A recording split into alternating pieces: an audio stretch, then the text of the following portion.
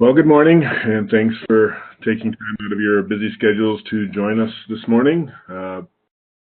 Speaking of which, who just joined? Hi there, it's Andy. Hey, Andy. And somebody else just joined. Who's that? David Krish in the car. Mr. Krish. Welcome. Just getting underway, so good timing.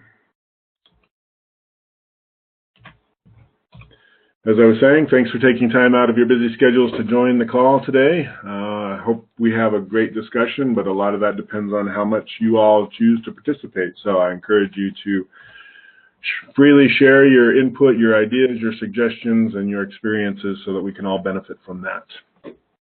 We've got an agenda today that is really dependent on a lot of participation, so please be ready to do so. And we'll go forward. So let's start with our 60-second introductions, and we'll just start with name, territory, and tenure with Tab as we normally do. And then if you could, if I were one of your prospects, and my question to you, TBO business owner, why should I join your board? And if you could answer that question for me as part of your introduction. Who would like to go first? Look for a volunteer.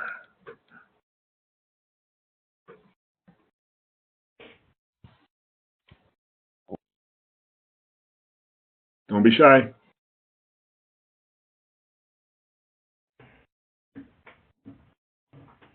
Let's try this again. Yep, there you go, Rick. I've been trying to volunteer for the last 3 minutes or so, and I can't get the doggone mute button thing to work right. Well, at any rate, yeah, I'll go ahead.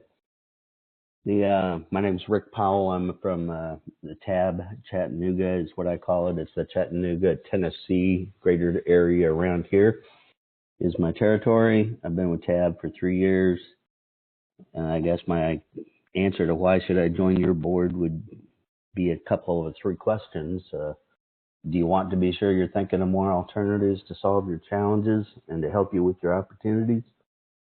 Can you use some unbiased inputs into the decisions you need to make to grow and prepare your business?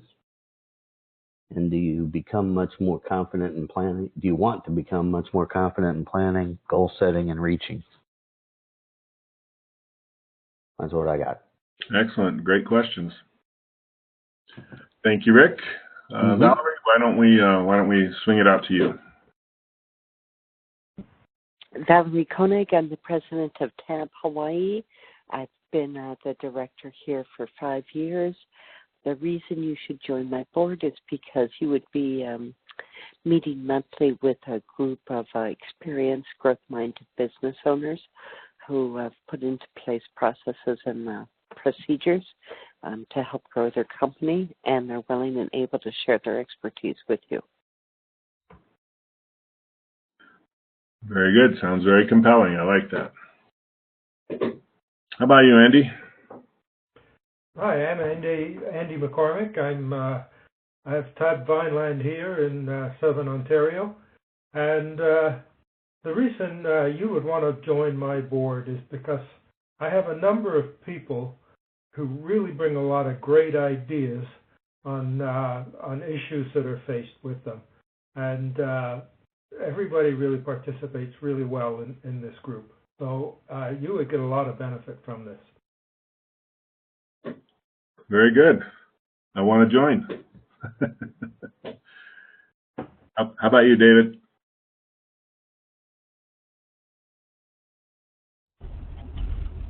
Got the mute button off there. David Krish, Greenville, South Carolina, the western part of our great state here, and I've owned my TAB franchise now for 6 years, and I don't know if you'd be right for our board or not. I would like to schedule some time to get together to talk, but if you've got an interest of being together with other successful business owners like yourself to exchange ideas on solving the issues we've got and gaining more personal and professional time to work on your business, then this might be the place. place to be, and I'd love to set some time to talk about it. Very good. How about tomorrow? Would 9 or 2 o'clock be better for you? Excellent. Very good. Thanks very much, David. I like the way you started that. I think that's very thoughtful and a good way to set yourself apart from being just a salesperson. Excellent. All right.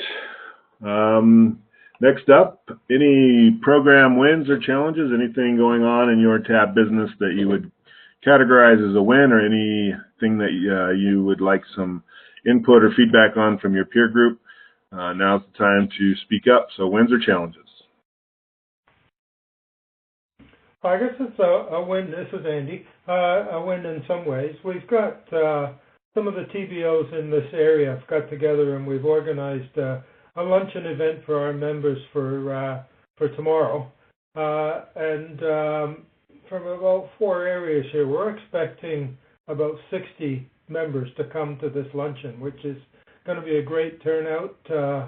And look forward to.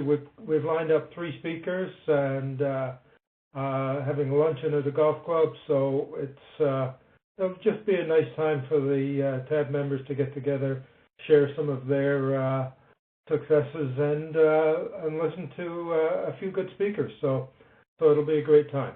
Success, win. That's excellent, Andy, and to hear that there's going to be about 60 there, that's phenomenal. I'm just curious, are they allowed to bring a guest, or is it members only? They were allowed to invite a guest if they wanted to. That's excellent. Hopefully produces some new opportunities, right? Yes. Anybody have any questions or follow-up for Andy about the event that they've got scheduled?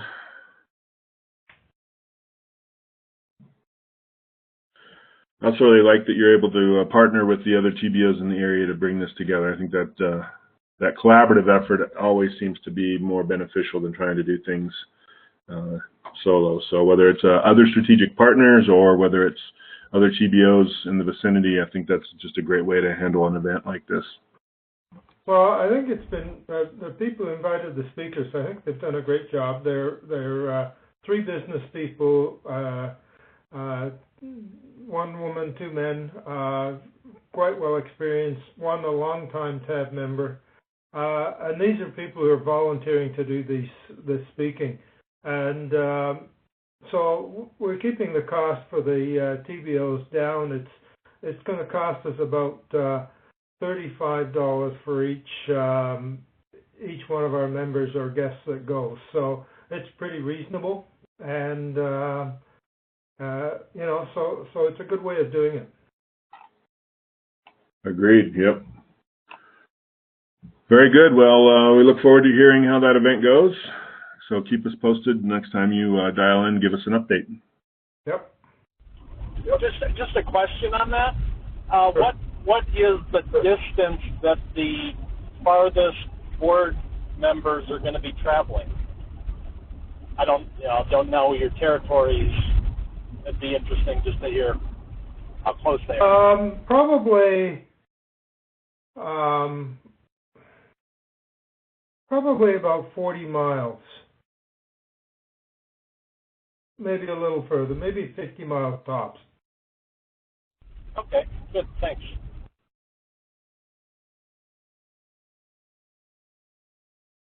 Great. Any other comments before we move on?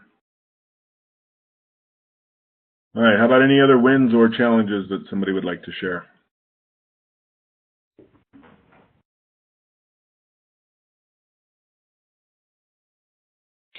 I have a small win. I signed up a new member last weekend, and that wasn't spectacular, but he was trying to negotiate down my price. And I said to him, I'm busy enough that I don't need to discount my services.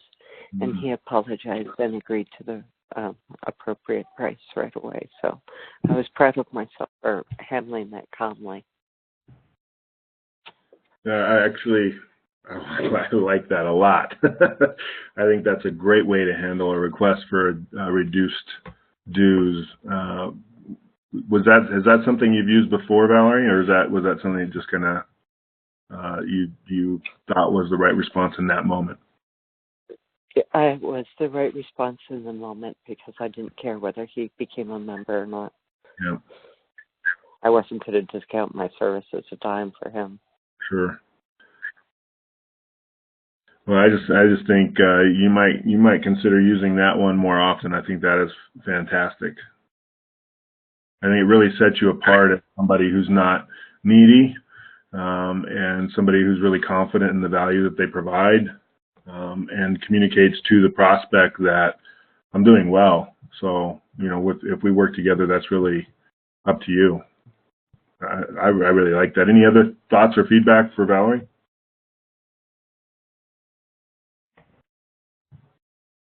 I think it's good.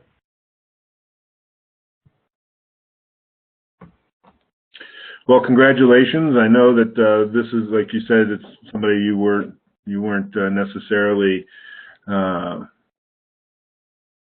determined to add to your membership, but chose to join, and I'll be interested over time to see how the coaching relationship goes, and if this can become something more than what you at this point kind of feel like it's going to be.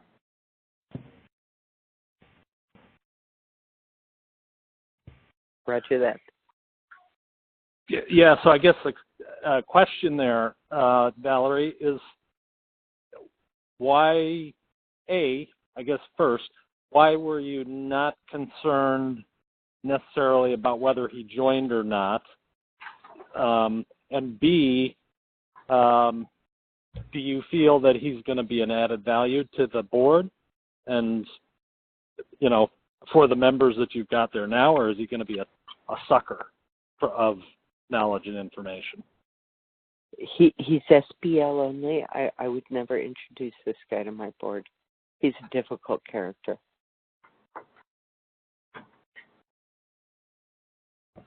So this is going to be coaching only? Is that? Correct. Got it.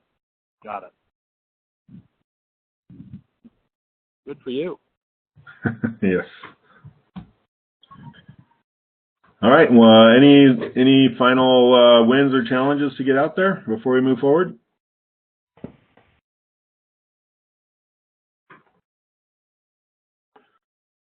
All right. So just a quick reminder for those that have not yet done so, there's a program survey that I've requested feedback on. So if you could just set aside some time to get that filled out at your convenience, preferably before you wrap up the week, that would be very, very helpful. We're looking for not only your feedback, but any suggestions you might have for making this program more effective, more beneficial, so that as we discuss the opportunity with other TBOs, we can really add value for them as well as bringing value to you all in the current. I have read through some of the feedback that we've received so far, and there are definitely some suggestions that we are going to be moving forward with. Really like the feedback. It's been very, very helpful. So I appreciate those who have completed the survey, and you will actually be seeing some of the recommended improvements taking place even as early as next week. So thanks for that feedback. And if you haven't taken the time, please do so at your earliest convenience. All right, I wanted to talk today a little bit about a topic that we're probably all pretty familiar with, so it's not necessarily an educational moment as much as an application or facilitation opportunity. So as we kind of go into the new year, one of the things that is part of the year-end sequence and something that we should be discussing with our members on a regular basis is the identification and implementation of key performance indicators in their business. And again, just to make sure we're all on the same page, it's simply a way to measure and evaluate the success of an organization. So typically key performance indicators are focused on objectives and meeting those objectives from a performance perspective. And really the thing that I have found in my experience to be the most challenging is that word key. There are lots of things that can be measured, but really honing in on those things that are the key metrics associated with key business objectives is really the driver of how to pull out the right metrics. So I just wanted to kind of open up this key performance indicator topic for a discussion, because I think in my experience, I've done strategic planning and business management for, going back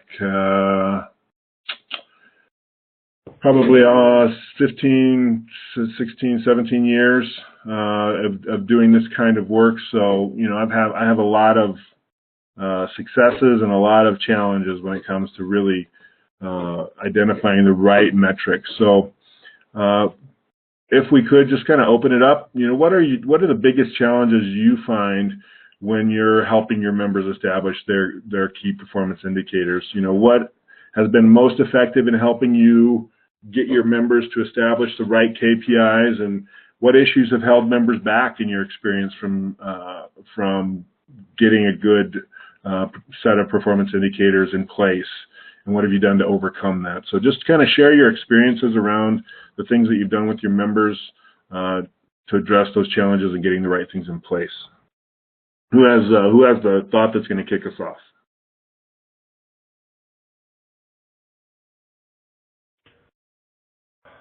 It's interesting. It's Andy here. I think people know now. I stepped back in and taken over the board last summer when my partner Brian stepped aside for some other things. And one of the things I started moving them towards is KPIs. And it's very interesting because they all agree that they want to have them and that they want to share and discuss them at the board, which is pretty key as well for me. It's just getting them to actually do it. And they're all sort of, I'm embarrassed, I haven't got around to pulling it out. Just getting them to do the work of getting this information put together, because it's really things are, it's not always the straightforward things that they really need to be measuring. So I just find it difficult with them, and they're not upset with me or anything for pushing this idea, because they're very supportive of it, but they get so busy that they don't get around to doing it. That's my problem. Yeah, that makes a lot of sense, especially if it's a new concept for a business owner. Just doing the work to get there can be a bit of a barrier. Real quick, somebody joined. I think it was Chris. Is that right? Yep, I'm on for a minute just to see what's going on. Okay, very good. We're just kind of talking about KPIs and the challenges and effectiveness we've had in helping members establish the right KPIs for their business. So the question on the table is, what approaches have been the most effective for you in helping members get good KPIs established, and what issues kind of have you found have held members back from getting the right KPIs? So Andy kind of opened up that sometimes it's just doing the work that can be the biggest challenge, getting used to the idea. Any other thoughts? I have thoughts. Go ahead. Go ahead, Rick. No, you go. You go first. I was just going to say, I create my own KPI sheet. I have my own spreadsheet template, and I fill it in for the clients. I've only had 2 clients who fill it in themselves and maintain it properly. But I create the sheet because I don't like the blueprint. It's too difficult. And I provide it to them, and at least at the end of the year, we fill it in, and I capture the annual KPIs for them. But yes, it's with a few exceptions, it's been difficult to get the clients to maintain them on any regular basis themselves. Mm. They give me their financials, and I fill it in. Okay. And we talk about the other ones, but sometimes we have a hard time capturing the data for like lead conversion percentages and such. Okay.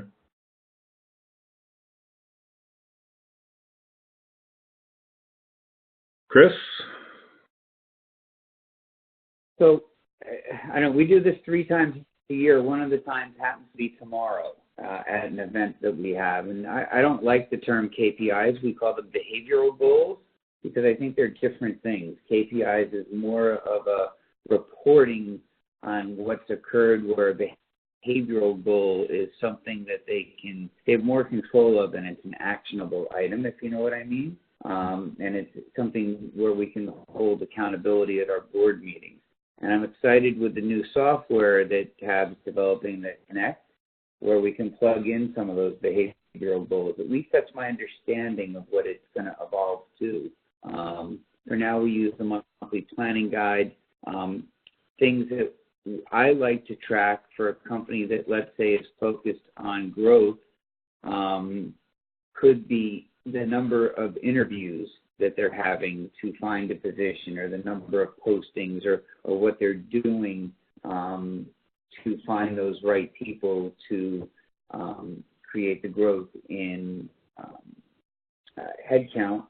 If it's something in terms of sales, maybe we'll look at how many networking events they're making, how much advertising they're doing, how many posts they're doing, how much blogging they're doing. But a favorite of mine is how many referrals they're asking for. Mm-hmm. So those are the kind of behavioral goals that, I like to track and have our members commit to doing each month, and report to their board on how they're doing. Receivables are another good one too. Sure. Yep.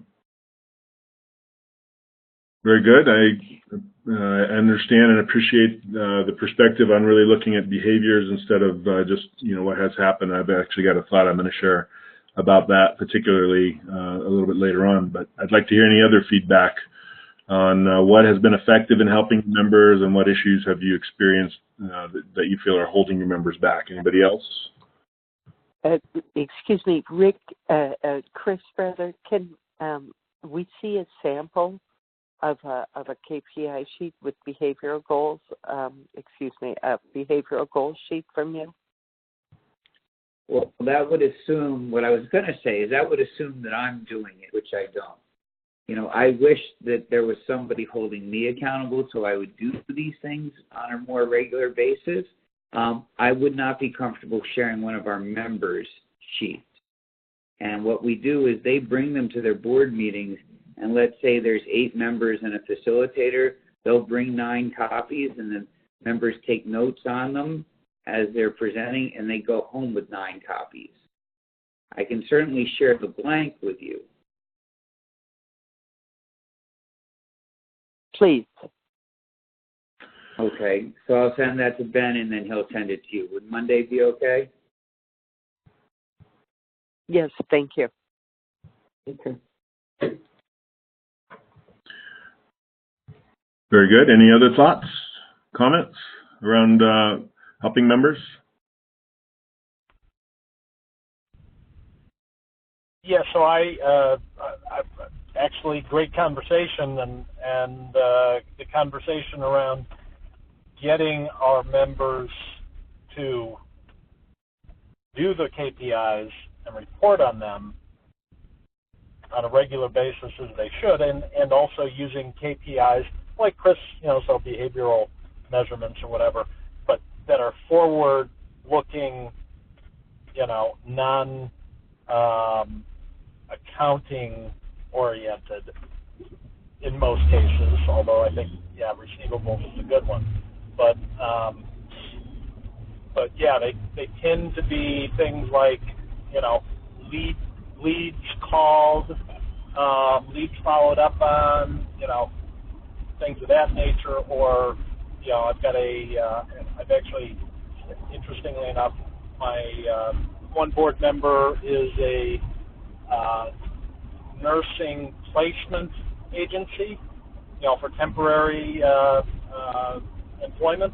So he has the employment of the nurses in various facilities, and he's got an issue with retention that actually I'm going to be speaking with them when we coach on Tuesday.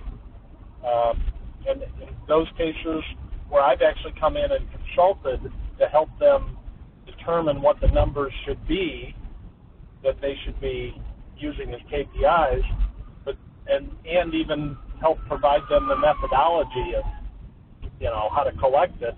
But once I leave the property, they kind of fail within a couple of months producing the numbers.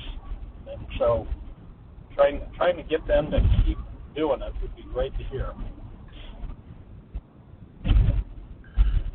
Yep, I agree with that, and we'll actually shift the conversation here in a minute more towards, how do you use the KPIs once they're established. But I think you touched on something that I think is really, really important in helping members see the value. And in my experience, most who begin the thought process around measuring business results or business activity or behaviors really end up identifying a lot of lagging indicators that tell you what has already happened, and result in a very reactive mindset. So I'm reacting to something that already happened. I can't change the result backwards.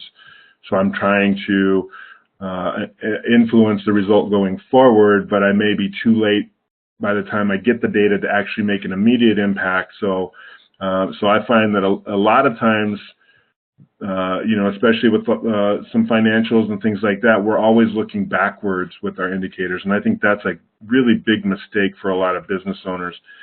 So I think, challenging members, challenging yourself even to find leading indicators based on what outcomes you're hoping or working toward, what goals you've set, identifying those factors or those influencers that will predict the result before it actually happens, because then you have an ability to react or proactively make changes to better your results as you're going through the process. And I will be the first to say that for most, identifying meaningful leading indicators is one of the most difficult and challenging activities that you can try to lead somebody through, but can produce the biggest benefit to them as a business owner or a department head or something like that, in really influencing the outcomes that they get through their business. So, taking the time to really think about, am I measuring something that's already happened and I cannot change, or am I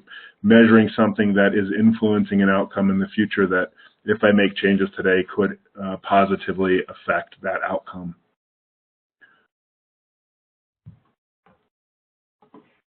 I think that's key, and I think that's one of the difficulties that some of the members are having coming up with these, because, we're all doing sort of the simple one in terms of net or gross profit margin type of thing.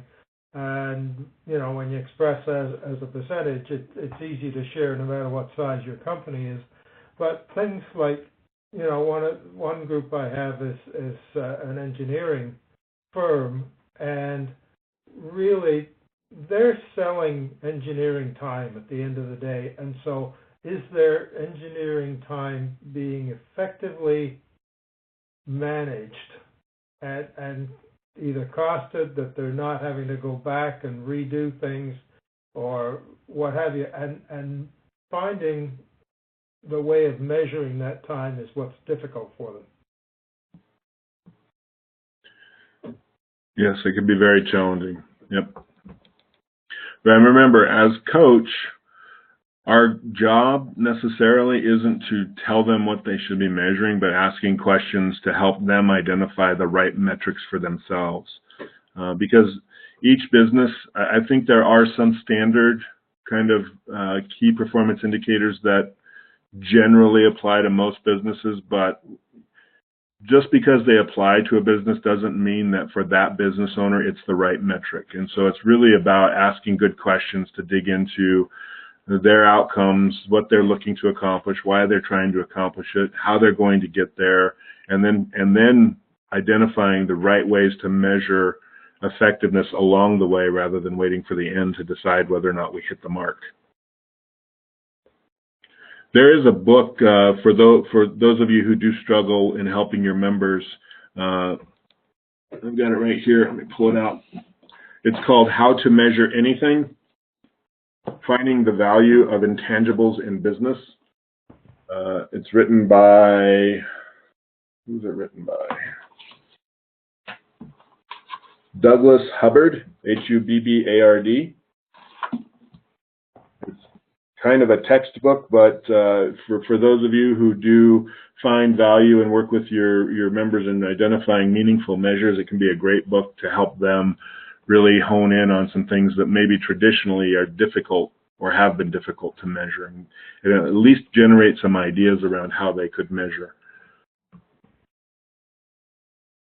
Hey Ben, so what we do, just so you know, is we ask the members to come to the conversation with some SMART goals that are strategic, measurable, attainable, realistic, and trackable. And so it could be, let's say, $100,000 in growth for the year. So that's not saying they want $1 million in sales. It's saying that they're at 900,000, they want to get to $1 million. So then we can cookbook down the 100,000 of what they're going to do to get there. Right. And that's how we develop the behavioral goal. But we have them come to us with whatever that stretch goal, the vector, SMART goal, whatever you want to call it, is. Right. Yeah, absolutely. Absolutely. And that's kind of leading into the next question, Chris, so thank you for that nice little segue. How do you use not only KPIs, but the development of KPIs in the coaching process? So as you just described, Chris, you kind of assign them the work to bring their ideas for their SMART goals to either their board or their coaching session. So what do others do to help, or how do you use KPIs in the coaching process, whether it's the development of or the tracking of or the effect of performance in your coaching system? Hey, Ben. Yes, Rick.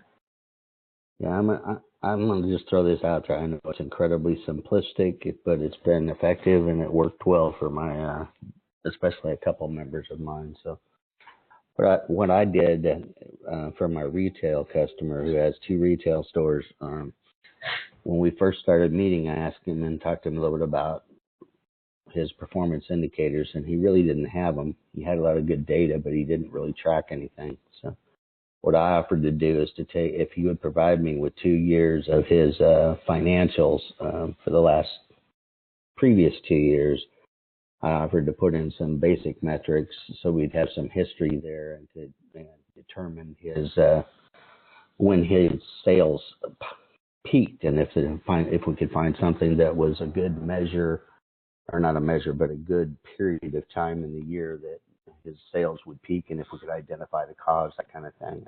We did that, and that exercise was outstanding. He found 3 times a year. I mean, he knew about Christmas and the holidays being a high period, but there were 2 other times during the calendar year that he found that they would peak and spike, and we made marketing plans on how to drive more traffic during those times of the year to make it a better use of his marketing dollars. So I guess what I'm saying is sometimes I offer to help them get those in there, learn the benefit of having them, and then now when I go to a coaching session with him, if he hasn't entered them in, he apologizes right away and says he'll get them in. Right. And so it's very effective for some of the folks that way. But like I said, that's real simple. I'm not throwing out some really fantastic idea or anything. Right. Well, sometimes simple is the most effective and the most valuable. So appreciate your feedback, and I think that's a great way to approach it, especially with somebody who's just really beginning to develop their KPIs or beginning to understand the value of measuring and tracking and as you said, identifying cycles, business cycles, and how to maximize when the opportunity is there. Any other feedback on how you use KPIs in the coaching process, whether it's the establishment of them or the maintenance or review of them?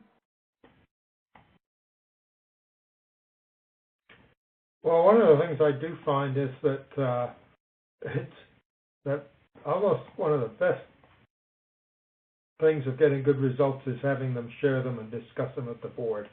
Because then you get all these different ideas and different questions that come up that, are just beyond what you yourself might have. And I find that generates some really interesting questions.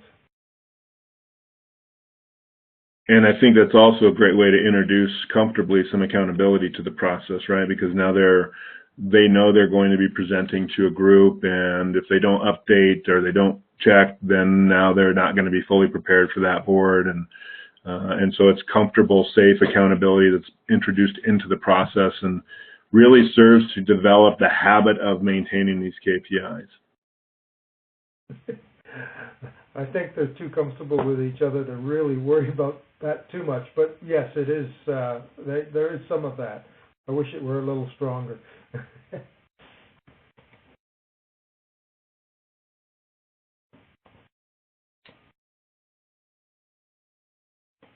Well, I've got one last question to discuss around KPIs for today. Obviously, this is a conversation that could go on and is probably one that we'll revisit at some point in the future. But my final question is, how do you use KPIs in your own business? Have you established them? How do you regularly update them? Do you have more leading or lagging indicators that you review? How do you use KPIs in your own business?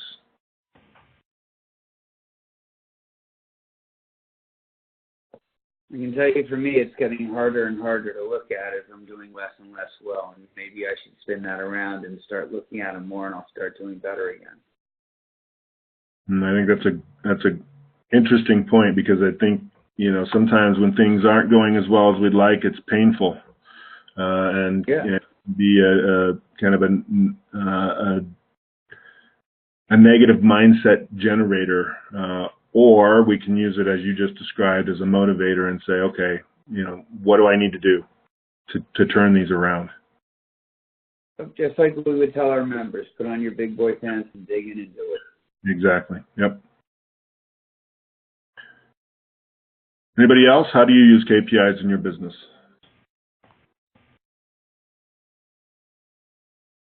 I blame my business coach for not properly setting me up for KPIs. Yeah, me too. Well, that's an interesting question. Is it the coach's responsibility to make sure that you have KPIs?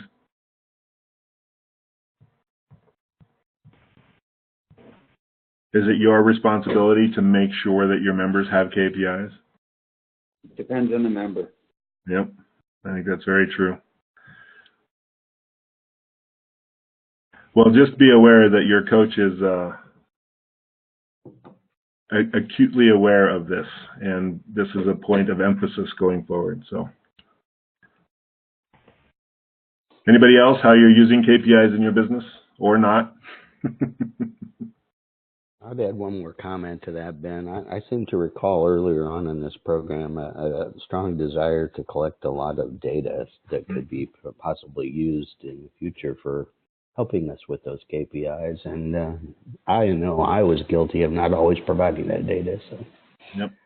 Take out the hook just a hair, but yeah, okay. Sounds eerily familiar to some of the struggles you have with getting your members to do their KPIs, right?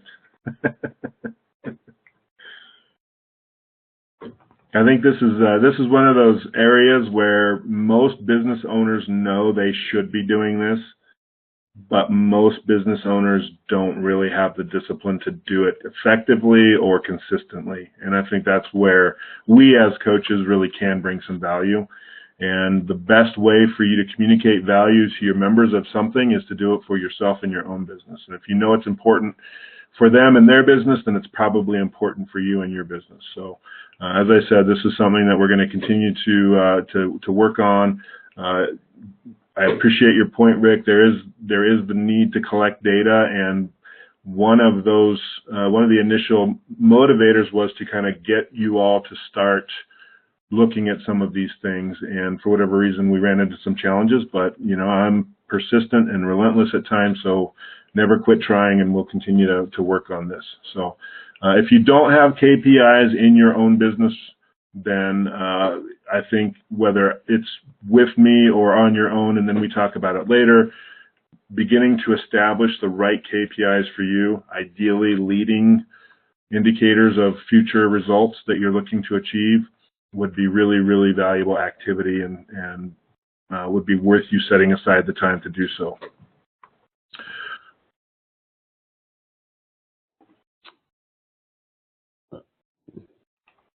Ben, am I coming in? Yep, you're there. Yeah, I'm showing on my screen. It still says I'm muted, but okay. Well, before we leave this subject, I guess my request would be, does anybody have some good examples of leading indicators? Because I would like to learn a little bit more about effective uses of leading indicators and that kind of thing. So that's my question. My favorite is kill ratios. Go ahead. I think it was David. I was just going to add more of a comment on that, or make it a request with,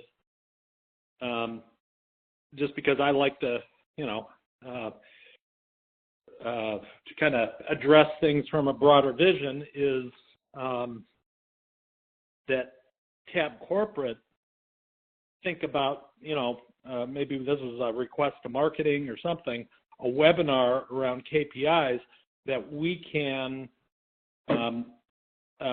have our members attend as well as ourselves, around the subject with a subject matter expert on KPIs. Maybe get the guy that authored the book you mentioned or something.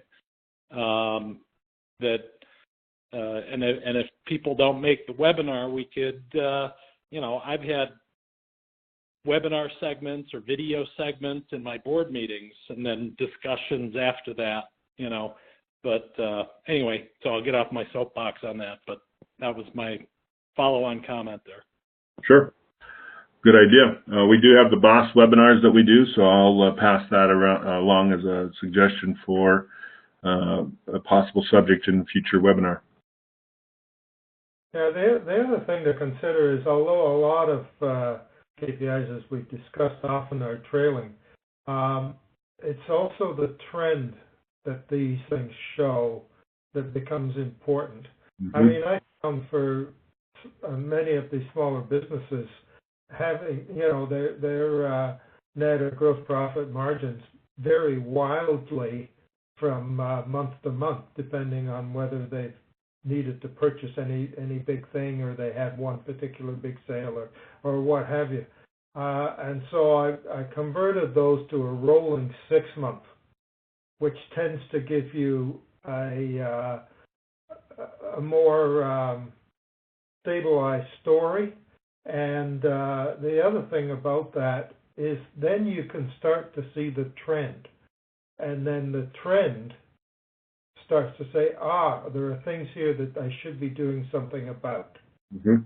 So then just looking at any 1 month and saying, well, yeah, I know why that happened. There were 3 pays in a month instead of 2, and so because I'm heavily people oriented, that really affects that month, or what have you. So having a rolling average as start to showing trends, then the trends now can be looked at as leading indicators of things that might have to change. Yeah, thanks for that, Andy. I absolutely, trending is so important. I think most business owners have a tendency to overreact to any single event, and so when you can put it into some sort of a trend analysis, they can keep things in perspective so that we don't overreact or underreact to any particular data point. One of the tools that I've really found very useful is period over period trending. So typically that's annually or quarterly over quarter. What's happening for a variety of periods that are similar. So for a calendar year, maybe it's January to December, looking at sales revenue, and I'm going to have 3 years of data on there so that I can see overall what's been happening in my business, and then I can begin to project more effectively what I should be expecting or doing to change or improve the results going forward. But absolutely, trending is so critical as part of this. And of course, when you're starting off with somebody who hasn't done a lot of measurement of their business outcomes in the past, it takes a while to build that. But the pretty much the standard in data analysis is you need at least 3 data points to begin to establish a trend. So, even if they're starting fresh, give it 3 months or 3 periods of time before you, 3 data points before you begin to assess or analyze the results and make decisions around that. But you got to start. And very good. One other thing, Rick, just to kind of circle back to your comment, identifying meaningful leading indicators really depends on the outcome. So you've probably all heard me say that membership for you all is a lagging indicator, an indicator of what has already happened. A good leading indicator of membership growth is the number of discovery meeting and 22Q meetings that you've held. And a great leading indicator of meeting activity is the marketing activity that you're doing. So how many owner-to-owner calls, how many email messaging campaigns, how many LinkedIn connections and messages, how many networking groups, how many referrals have you received, how many people attended events that you've held. So those are all, to me, leading indicators of meeting activity, and meeting activity is a leading indicator of membership growth. Just to give you a simple example. Hey, Ben, a favorite of mine is kill ratios. So it works well for companies that give a lot of quotes. I know we don't, but maybe we can evaluate it based on the one-to-one meetings we have that are real sales opportunities. So what our percentage is out of 10. Sure. Hey, Chris? Yep. I think that was you that was saying that. Can you maybe either say or spell it slowly for me, because I'm a little slow? It sounds like you're saying kill ratio, and I have a feeling that was what you were saying. Yeah, so batting average. So Okay. if I'm hitting 70%, let's say, or if one of our members is hitting 70%, maybe we should look at raising prices. If we're hitting 20%, clearly something's wrong. Mm-hmm. It's also a good indication of the kind, and I don't know about all of your members, but some of my members spend an awful lot of time creating quotes. If you're an architect, let's say, it could take hours, or some kind of web designer or something, that if their batting average is 3 out of 10, maybe everyone's not worthy of a quote. Yep. So it's just a good indicator. It's something I find, it's wonderful information, what it can tell you. Yep. Yeah, I would refer to that as conversion rates. So how successfully are you converting appointments forward in the sales process? So what's your conversion rate from discovery to 22Q? What's your conversion rate from 22Q to membership? And as you highlighted, Chris, there's so much within that conversion rate that you can dig into. If somebody has a below average or below standard kind of conversion rate, what kind of meetings are you holding? Are you meeting with the right business owners? Are you considering strategic partnership meetings as discovery meetings where really that this is not a membership opportunity, but really somebody that could be part of your center of influence or strategic partnership group? Because those shouldn't be part of your discovery meeting conversion rate. Those should really only measure conversations with good member candidates. Right. Right. Very good. Yeah, I like the batting average concept, or the conversion rate concept. How successfully are your processes moving forward? We call them kill ratios because we're in Jersey. Right, exactly. All right, real quick, just to kind of wrap up our conversation around this. I hope you all know that TAB's driving critical success factor is to achieve unit economics that meet or exceed reasonable expectations for each TAB business owner. And a majority of the conversations around new programs, new decisions, changes to what's happening here at the home office, how we might better support or provide tools and resources to TAB business owners, centers around really helping each TBO achieve the unit economics that meet or exceed your reasonable expectations. I know sometimes it probably doesn't feel like that, but being inside this home office environment and being part of some of these conversations, I can tell you honestly, transparently, wholeheartedly that is absolutely a driving critical success factor for what's being planned and what's being done here to better support you all. So my question, just to wrap up our conversation today, is for each of you. We'll go around the room, and I'd ask you to finish this statement. My driving critical success factor for 2019 is, and just let us know what you consider to be the most important factor in your personal business success. And we'll just start with how you all joined the call. So, Rick, what is your driving critical success factor for 2019? Well, I put down 3 discovery meetings per week on average. Okay, very good. I appreciate that. Mm-hmm. Valerie, how about you? I blame my business coach for not preparing me properly for this question.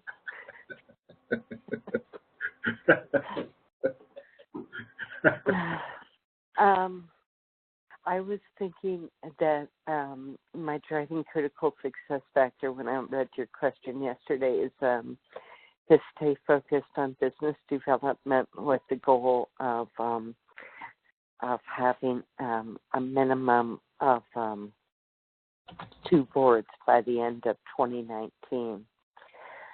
But actually, I'm thinking maybe that my driving critical success factor should be member-oriented and more like the TAB one of helping my clients achieve economic and other personal success in their business and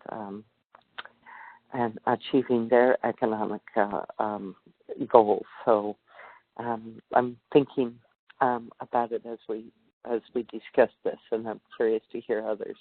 And Yep. It's something you and I need to talk about in coaching. Absolutely, we will be.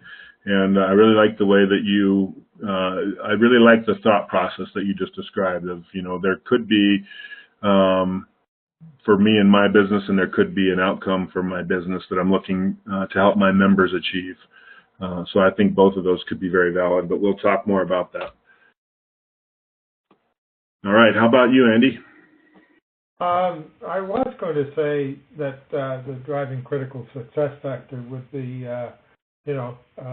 more members, but I just like the idea of having something like the weekly number of discoveries. So I like that as well. Okay, very good. David?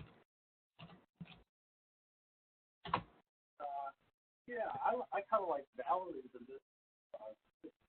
I can barely hear you, David. Oh, sorry. I don't know. Is that better? That's much better, yes. Can you hear me better? Okay, sorry. So I guess I don't have any specifics formulated yet, but I'll kind of go back and use my theme, for 2019 of dramatic operational change. So there you have it. I don't really, I need to, start to iron out those details of what that means. But there you go. Yep. I really like the idea of aligning it with the theme that you've identified for your year. That makes a lot of sense. How about you, Chris? So I was originally going to say that I need more members, but that's more the result of the action. So the action has to be, one, I'm going to network better and smarter and find some new groups, and I've already taken some action on that, agreeing to rejoin a chamber which has changed management, so I'm excited about that. But a strange one for me, and I want to do it, and I want to learn more this year. I want to, I'm always the guy at the podium. I want to learn more so I can just get some new tricks, if you know what I mean. Yep. Very good. I got to get to a lunch, so I'm going to jump. Good talking to you all. Yep, we've enjoyed it, and we're actually at the end of the call. So I really appreciate your feedback on this conversation and the ideas that you've all shared with each other. Hopefully you found it to be a very valuable conversation, and to the point that Valerie has made a few times, this is going to be part of more of a part of our coaching discussions going forward, not just to check a box on my side, but because I think it's really, really, really, really important for you all to walk the walk as you're leading other business owners in this area, for you to be doing the same in your own business. So we'll be doing this in more detail, and you'll be seeing some more conversations like this as we go through the group calls, and hopefully the outcome will be that we're better business owners overall, and we're helping each other learn and grow in our own business development. So with that, I will wrap up the call, and thank you all for your participation. You've made this a fantastic call, and I really appreciate all of your opinions and ideas. Make your Thursday afternoon great, and we will talk to all of you again very soon. Thank you. Thanks, Ben.